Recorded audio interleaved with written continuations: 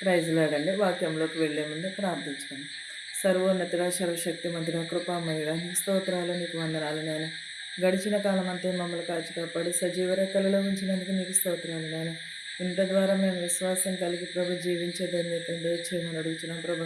గ్రహించే హృదయమును వినే చెవులను మాకు ఇమ్మని అడుగుతున్నాను ప్రభు. వాక్యంలో నిలకడగలిగి జీవించే భాగ్యం దయచే ప్రభు. వినిచున్న వారికి, చూచుచున్న వారికి, ప్రతి ఒక్కరికి మారు మనసు దయచేయమని అడుగుచున్నాను తండ్రి. ఆమేన్.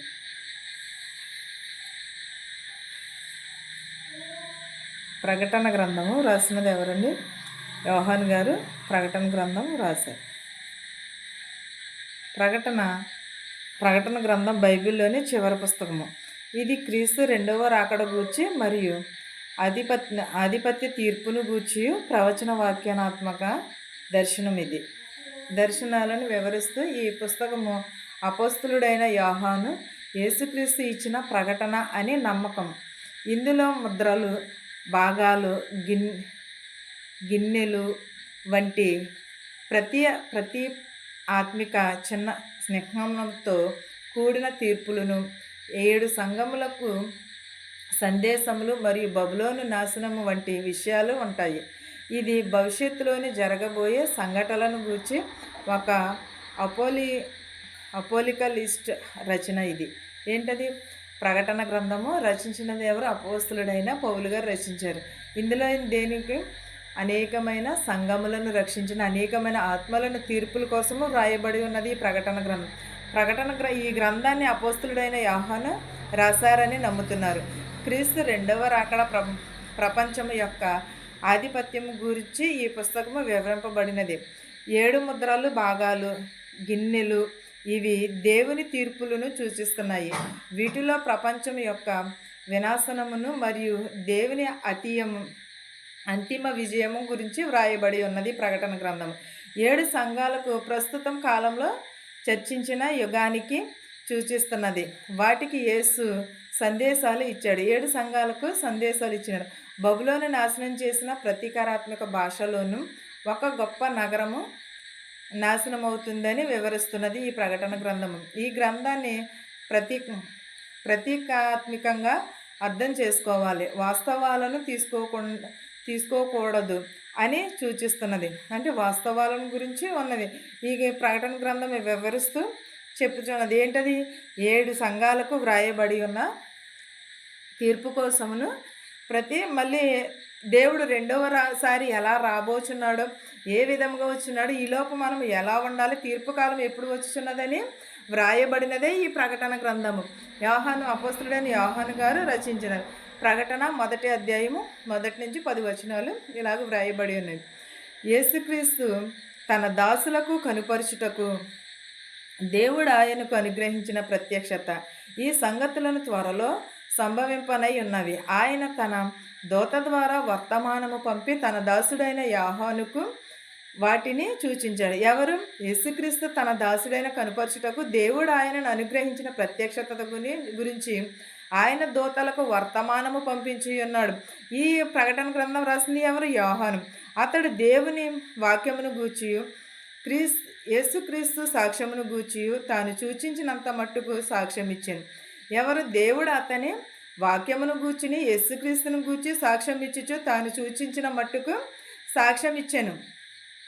ఎవరు? యోహాను గారు యేసుక్రీస్తు గురించి సాక్ష్యం చెప్పాను. అదేంటది?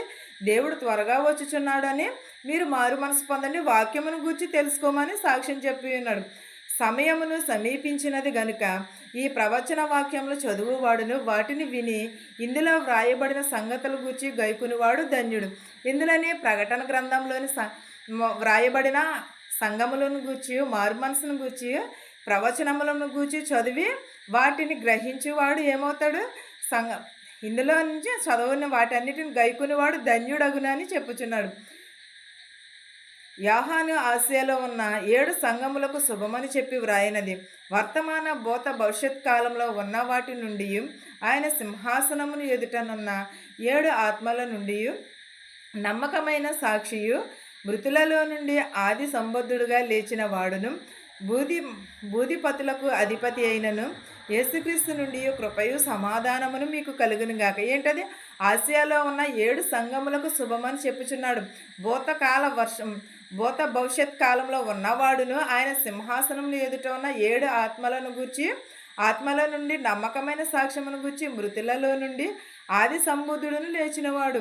భూతకాల అధిపతి అయిన యేసుక్రీస్తు నుండి మనకి ఏమి కలుగును? సమాధానమును కృపయు కలుగును గాక అని చెప్పుచున్నాడు. మనలను ప్రేమించుచు తన రత్నవర్ణముల పాపముల నుండి మనలను విడిపించిన వారికి మహిమయు ప్రభావమును యుగయుగములు కలుగును గాక. ఆమెన్ అని ఆయన మనలను తన తండ్రి యగు దేవునికి ఒక రాజుగాను యాజకునిగాను జయించాను. మనల్ని ఎవరు ప్రేమిస్తున్నారు? యేసుక్రీస్తు ప్రేమిస్తున్నాడు. మన పాపములను క్షమిస్తున్నాడు. మనకు మహిమయు ప్రభావము యుగయుగములు కలుగును గాక అని మన దేవుడైన యెహోవా మనలను ఆశీర్వదిస్తున్నాడు. ఆయన మనలను తన తండ్రి యగు దేవునికి ఒక రాజ్యముగాను ఒక యుగముగాను చేయుచున్నాడు. అంటే దేవుడు మన పాపములను క్షమించడం మన ఎవరి వల్ల అవుతుంది? మన వల్ల అవుతుంది అంటారా? కాదు కదా. అది దేవుని వలన మాత్రమే కలుగును. మనం ఎంత మాత్రమును కూడా ఏమి ఎరిగి ఉండాలి? దేవుని వాక్యమును తెలుసుకోవాలి. దేవుని రాకడ సమీపంలో ఉన్నది, తీర్పు కాలము వచ్చుచున్నదని మనము వాక్యమును విని గైకునివాడు ధన్యుడని చెప్పుచున్నాడు. ఇదిగో ఆయన మేఘాశూరుడై వచ్చుచున్నాడు. ప్రతి నేత్రమును ఆయనను చూచును. ఆయన పొడిచిన వారును చూచెదరు.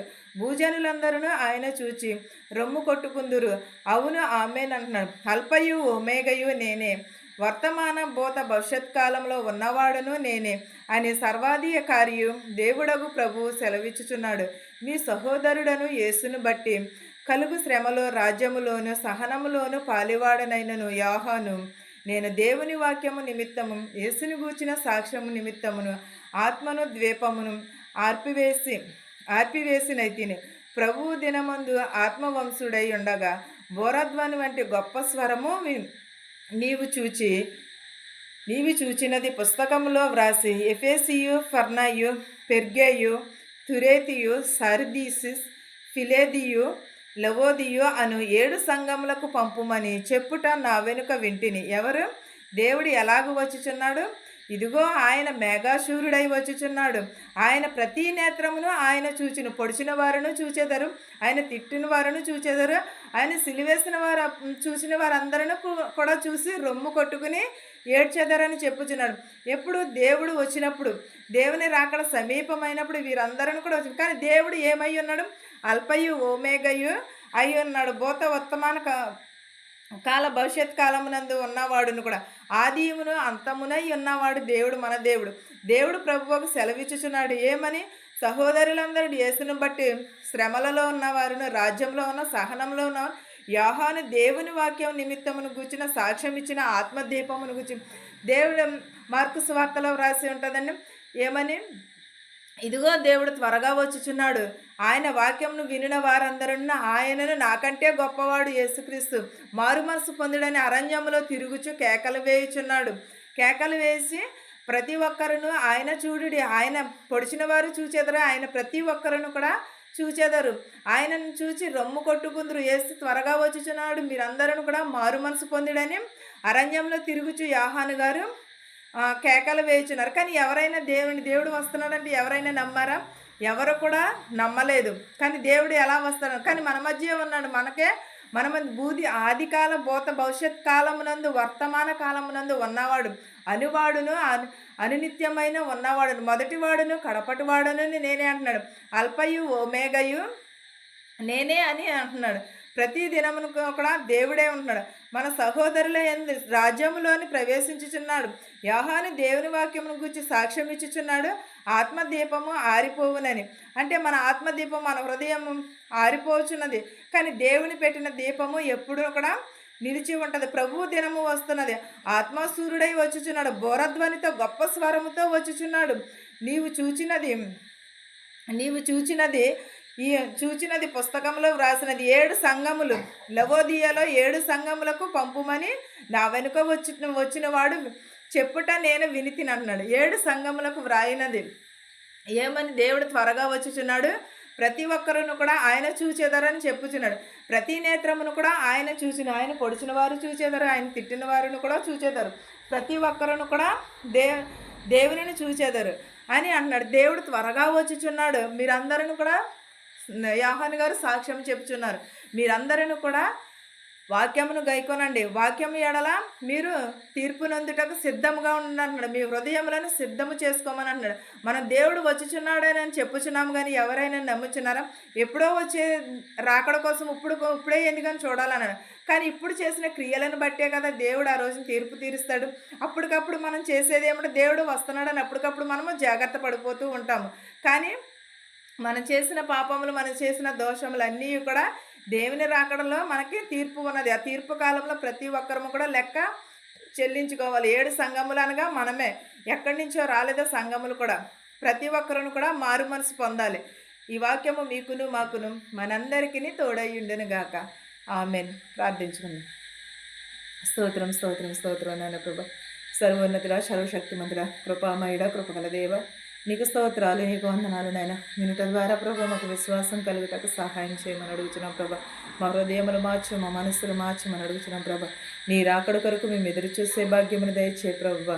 మా హృదయాలు మార్చి ప్రభా. ప్రతి ఒక్కరికి ప్రభా శాంతిని, సమాధానమును దయచేయమని అడుగుతున్నాను ప్రభా. ఎవరింట్లో ఏ శోధన ఉన్నదో మాకు తెలియదు కానీ నీకు తెలుసు నాయన. సమస్తమును చూచుచున్నవాడు నాయన ప్రభా. విరిగి నలిగిన హృదయమును దయచేయమని అడుగుచున్నాను నాయన ప్రభా. ప్రతి ఒక్క నేత్రమును ఆయన చూచేదరన్నావు నాయన ప్రభా. పొడిచిన వారు చూచేదరు ప్రభా. నిన్ను ప్రభ సాక్ష్యము చెప్పుచున్నారు నాయన ప్రభా. మేము కూడా అలాంటి సాక్ష్యమును కలిగి జీవించే భాగ్యమును దయచేయమని అడుగుచున్నాం ప్రభా. నీ వాక్యంలో మేము నిలకడ కలిగి జీవించే భాగ్యమును దయచేయమని అడుగుచున్నాను నాయన ప్రభా. నాయన ప్రభ, ఎంతోమంది ప్రభ నీ యందు నిద్రించుచున్నారు ప్రభా. వారందరినీ నీ రాజ్యంలో చేర్చుకోమని అడుగుచున్నాను నాయన ప్రభ. వృద్ధాప్యంలో ఉన్నవారిని, నడు వయసులో ఉన్నవారిని, అంగవైకల్యం, చెవిటి వారిని, మోగవారిని, కృంటి వారిని ప్రభ, ప్రతి ఒక్క బిడని ప్రభ స్వస్థపరచమని అడుగుచున్నాను ప్రభ. చిన్న బిడ మొదలుకొని పెద్దవారి వరకు ప్రభ పేరు పేరు చెప్పున దీవించమని అడుగుచున్నాను ప్రభ. హాస్పిటల్లో ఉన్నారు ప్రభ, వారిని కూడా స్వస్థపరచు ప్రభ. పక్షవాతంతో బాధపడుచున్న ప్రభ, వారు కూడా లేవనెత్తి నాయన ప్రభ. నేను క్యాన్సర్తో బాధపడుచున్నారు ప్రభా అని కూడా లేవనెత్తమని అడుగుచున్నాను ప్రభా. బాలింతల్ని, బాలికలను కూడా దీవించమని అడుగుచున్నాను ప్రభా. యవనస్తులను దీవించినాను ప్రభా. యవనరాలను దీవించినాను ప్రభా. వరుడు కోసం, వధువు కోసం చూస్తున్న వారికి ప్రభా సహాయం చేయమని అడుగుచున్నాను ప్రభా. ప్రతి ఒక్కరి హృదయములను మార్చమని అడుగుచున్నాను ప్రభా. విరిగి నలిగిన హృదయమును దయచేయమని అడుగుచున్నాను ప్రభా. వినుట ద్వారా విశ్వాసము కలుగుటకు సహాయం చేయమని అడుగుచున్నాను నాయన ప్రభా. నీకే స్తోత్రాలు, గానములు చేయుచున్నాను నాయన ప్రభా. నేను ఇతర దేశంలో పనిచేసుకుంటున్న వారికి శక్తిని, బలమును దయచేయమని అడుగుచున్నాను నాయన ప్రభా. నాయన మెడికల్కి వెళుచున్నారు, ప్రీసీస్కి వెళుచున్నారు ప్రభా. మీరే తోడుండమని అడుగుచున్నాం ప్రభా. వచ్చుచున్న వారిని, వెళ్ళుచున్న వారిని ప్రభా క్షేమంగా వెళ్ళి క్షేమంగా వచ్చుటకు సహాయం చేయమని అడుగుచున్నాం ప్రభా. ఎవరెవరైతే ప్రభా ఏ వాహనములు అయితే నడుపుచున్నారో ప్రభా, వారి వాహనములు ప్రభా సురక్షితంగా చేరుటకు సహాయం చేయమని అడుగుచున్నాను నాయన ప్రభా. నాయన ప్రభు నీకు వందనాలు, నీకు స్తోత్రాలు యేసయ్య. ఎవరెవరైతే ఏ చేతి పనులైతే చేయుచున్నారో వారి చేతి పనులను దీవించి ఆశీర్వదించమని అడుగుచున్నాను నాయన ప్రభ. ప్రతి ఒక్కరు ప్రభ చేయించిన పనులను దీవించమని అడుగుచున్నాను ప్రభ. మా దేశాలని, మా సంఘాలని దీవించి నాయన ప్రభ. పరిపాలించుచున్న వారిని ప్రతి ఒక్కరిని ప్రభ దీవించమని అడుగుచున్నాను నాయన ప్రభ. మనశ్శాంతి లేక చాలామంది ఉన్నారు ప్రభు, వారందరికీ మనశ్శాంతి దయచేయమని అడుగుచున్నాను నాయన. విరిగి నలిగిన హృదయమును దయచేయమని అడుగుచున్నాను ప్రభ. నా ప్రార్థనను నీ పాసాన్ని చేర్చుకోమని యేసునామములు బ్రతిమాలి వేడుకొనిచున్నాను తండ్రి. ఆమెన్. పరలోకమందున్న మా తండ్రి, నీ నామము పరిశుద్ధపరచబడును గాక, నీ రాజ్యం వచ్చును గాక, నీ చిత్తము పరలోకమందు భూవెందు నెరవేరినట్లును మా అనుదిన ఆహారం నేడు మాకు దయచేయము. మరణస్తులను మేము క్షమించిన ప్రకారము మరణములను క్షమించుము. దుష్టి నుండి, శోధన నుండి తప్పించుము. రాజ్యమును, శక్తియు, మహిమయు నిరంతరము నీవయున్నావు మా తండ్రి. ఆమెన్. ఆమెన్. చూచుచున్న వారికి, వినుచున్న వారికి సదాకాలముని కృప తోడయ్యుండును గాక. ఆమెన్. అందరికీ వందనాలు.